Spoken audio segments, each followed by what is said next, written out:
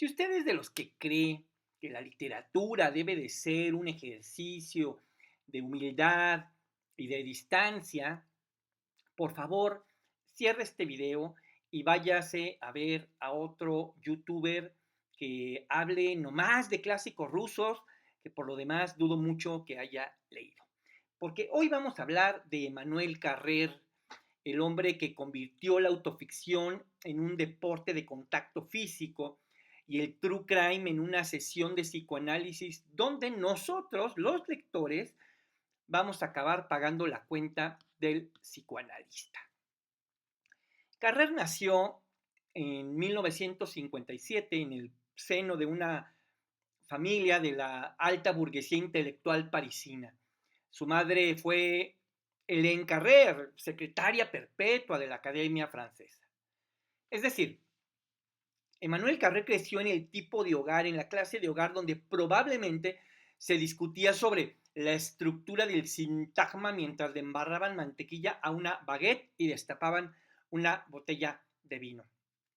Tenía todo para ser un intelectual insufrible de Rive Gauche y lo fue, vaya que lo fue, pero con un pequeño giro. Él se dio cuenta de que la realidad es mucho más extraña, es mucho más sucia y es mucho más fascinante que cualquier cosa que podamos inventar en una buhardilla. Él empezó escribiendo crítica de cine y novelas de ficción técnica como El Bigote, que es una joyita de paranoia doméstica.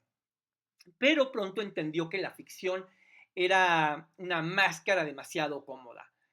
Carrer quería oler la sangre, quería oler el sudor y sobre todo quería oler la verdad incómoda que implica ser uno mismo. No podemos hablar de Manuel Carrer sin pasar por el cuerpo o por los cuerpos de Jean-Claude Roman. En 1993, Roman mató a su mujer, a sus hijos y a sus padres porque estaba a punto de descubrir que su vida como médico de la OMS era una mentira absoluta que llevaba sosteniendo de alfileres durante 18 años. Él no era médico, él no trabajaba en Ginebra y él se pasaba los días en un estacionamiento y en cafeterías esperando a que fuera la hora de regresar a su casa. Carrer lee esto en el Liberación y en lugar de decir, puta madre, qué horror, que es lo que hubiéramos pensado cualquiera de nosotros, él pensó, esto me interesa más que mi propia vida, aunque igual voy a terminar escribiendo de mi propia vida. 7 años le tomó escribir El adversario. Aquí es donde el non-fiction y el true crime moderno reciben un madrazo en la cara. A diferencia de Truman Capote, que en La Sangre Fría juega a ser un observador omnisciente y casi divino, Carrer se mete en la foto para pintarle cuernos a la novia. Nos cuenta sus dudas, su miedo a empatizar con un monstruo, a su incapacidad para entender el vacío. El adversario no es solo la crónica de un crimen, es el diario de un escritor que se asoma al borde de la locura ajena y se pregunta cuánto de esta locura tiene él mismo metida en el pecho. Es, es literatura de no ficción que no pretende ser objetiva, porque la objetividad es una cosa de manuales de instrucciones para licuadoras o hornos de microondas y poco más.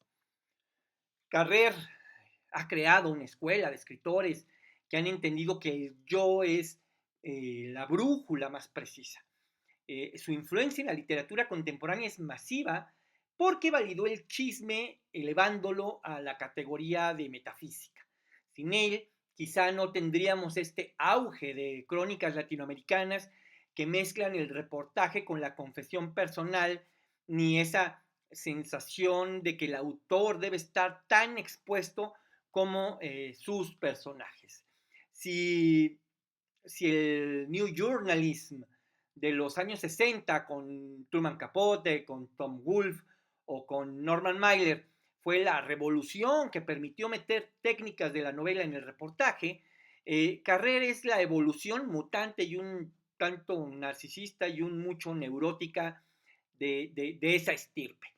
Capote en, en La Sangre Fría se esforzó por ser una suerte de presencia invisible, aunque todo el mundo supiéramos que él estaba ahí manipulando todos los hilos, y Mailer se ponía en el centro de la acción para inflar su propio mito de macho alfa en la literatura, ¿no?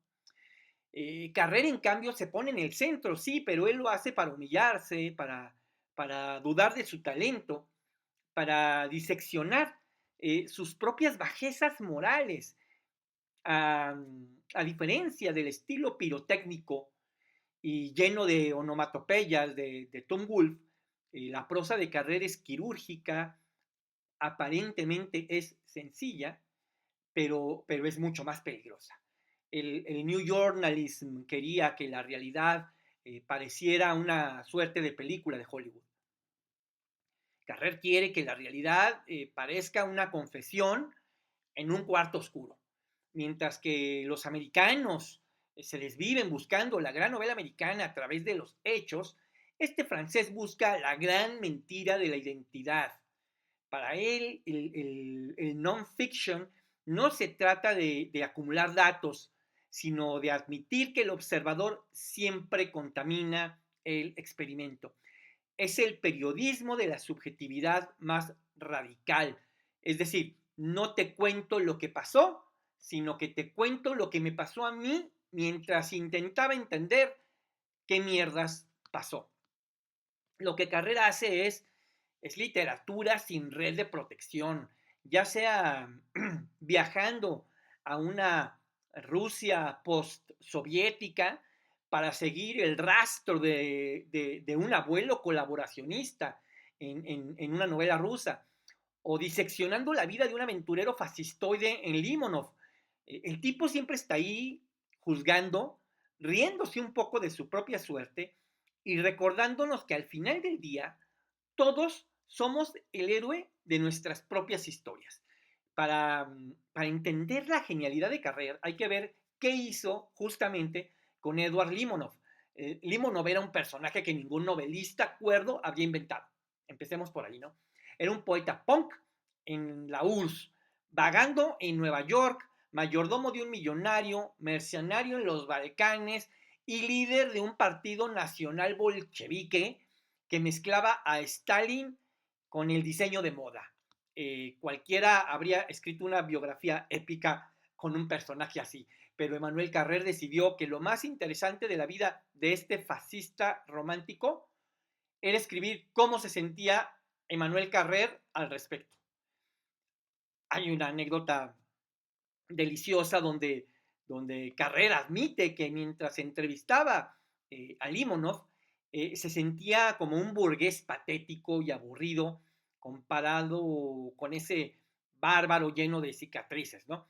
Ese cinismo en estado puro, ¿no?